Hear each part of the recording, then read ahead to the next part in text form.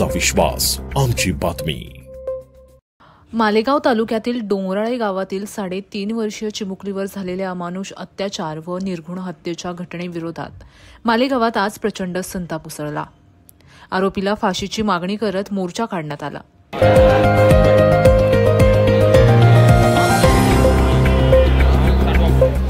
मात्र या मोर्चादरम्यान आरोपीला न्यायालयात हजर केले असल्याची अफवा पसरली। ही बातमी समजताच काही संतप्त नागरिकांनी मालेगाव न्यायालयाकडे धाव घेतली आणि आवारात शिरण्याचा प्रयत्न केला। जमावाकडून न्यायालयाच्या दरवाजावर चप्पल फेकण्यात आल्या, दरवाजा तोडण्याचाही प्रयत्न करण्यात आला। परिस्थिती नियंत्रणाबाहेर जाण्याची शक्यता निर्माण झाल्यानं गर्दी पांगवण्यासाठी पोलिसांनी सौम्य लाठीचार्ज केला। विशेष पोलीस महानिरीक्षक दत्तात्रय कराळे यांनी दिलेल्या माहितीनुसार आरोपीला न्यायालयात प्रत्यक्ष आणण्यात आले नव्हते, तर व्हिडिओ कॉन्फरन्सिंगद्वारे सुनावणी घेण्यात आल्याचं स्पष्ट केलंय।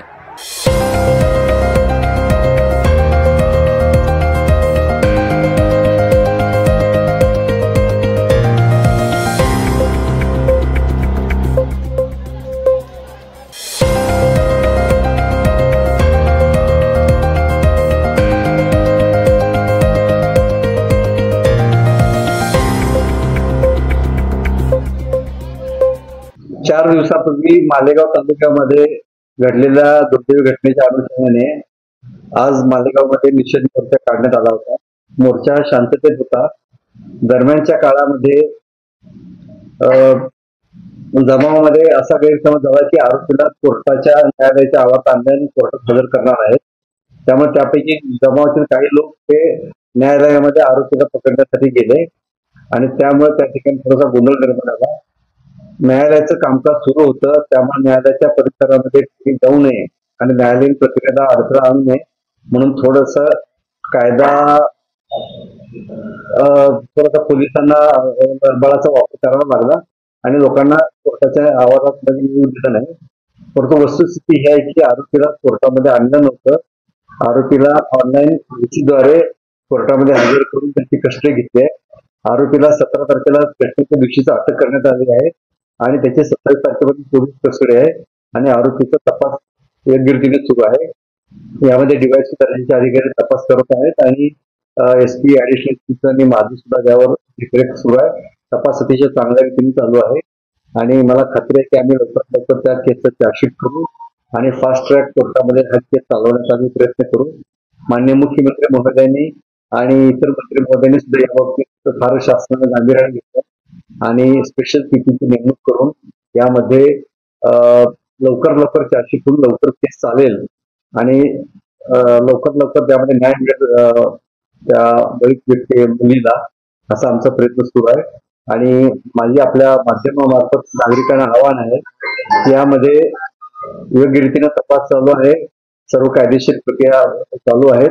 आपण आम्हाला सहकार्य करावं, कुठल्याही अफवावर विश्वास ठेवून असं काही आपल्याला कळालं तर आपण कृपा करून पोलीस कंट्रोल रूम 112 किंवा आम्हाला आपण विचारून माहिती घेऊ शकता।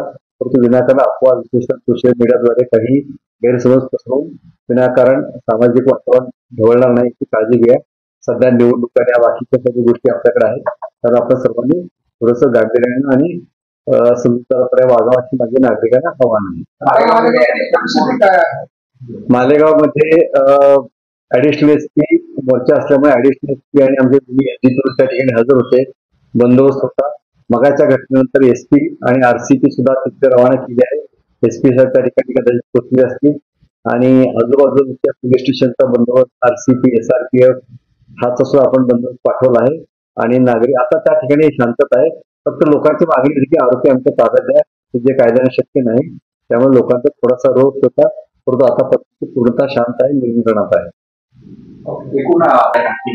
त्या अनुषंगाने आपण आरसीपी पाठवली आहे आणि आपण मालेगाव डोंगराळे ज्या गावामध्ये घटना घडली त्या परिसरामध्ये पण आपण बंदोबस्त थोडासा वाढवलेला आहे। त्या गावामध्ये जिथे दुर्दैवी घटना घडली त्या ठिकाणी, कारण हे गाव धुळे जिल्ह्याच्या बॉर्डरवर आणि मालेगाव थोडं लांब असल्यामुळे तिथे आपण तात्पुरतं पोलीस मदत केंद्र सुद्धा सुरू केलं आहे। त्या ठिकाणी पोलीस चौकी सुरू करण्याचाही मानस आहे। त्याबाबत प्रस्ताव पाठवून कायदेशीर कारवाई करण्याचा प्रयत्न करत आहोत। वरिष्ठ अधिकाऱ्यांनी ही माहिती संतप्त नागरिकांना दिल्यानंतर जमाव शांत झाला। सध्या परिसरात अतिरिक्त पोलीस बंदोबस्त तैनात करण्यात आला असून परिस्थिती पूर्णपणे नियंत्रणात असल्याचं प्रशासनाने सांगितले आहे. नागरिकांनीही अफवांवर विश्वास न ठेवण्याचे आवाहन देखील करण्यात आलंय. ब्युरो रिपोर्ट, आपलं शासन, मालेगाव. आपलं शासन, तुमचा विश्वास, आमची बातमी.